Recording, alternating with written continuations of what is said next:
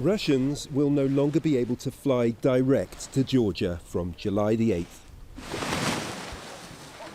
That could take the wind out of the sails of Georgia's tourism industry. Tour guides like Gia are trying to stay upbeat. If the number of Russian tourists go down, there are a lot of other visitors from other countries. So we're going to just adapt. The flight ban is Moscow's response to anti-Russian demonstrations in the capital, Tbilisi. Protesters were infuriated by Georgia's parliament inviting Russian politicians to visit. Demonstrators accused their government of collaborating with the enemy. Russian troops continue to occupy 20% of Georgian territory, its breakaway regions, Abkhazia and South Ossetia. Now we are here in Gudauri, Georgia, and this place called the Art of Monument, about the friendship between Georgia and Russia.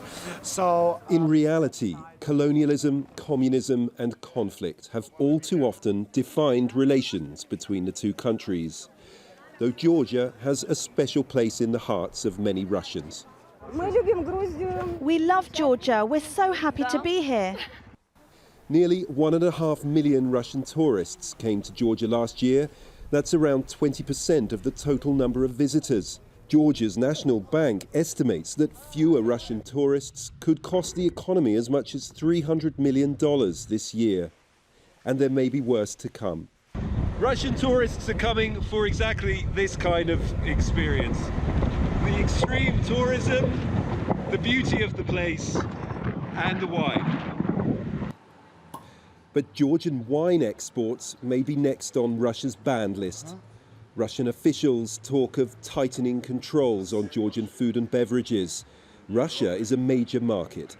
It's really difficult to quantify the impact of the tourism ban or the ban on flights and potentially the ban on wine and vegetables and fruits. It's going to be difficult to quantify in terms of GDP impact. But what I think we can quantify is the number of people that are going to be affected. The number of people is going to be tremendously high. It's going to be at least half the population.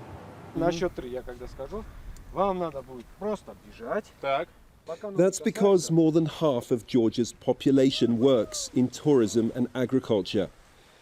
Fewer Russian rubles may force Georgia to find new markets. But until then, the country could be in for a rough ride. Forestier-Walker, Al Jazeera, Gudauri.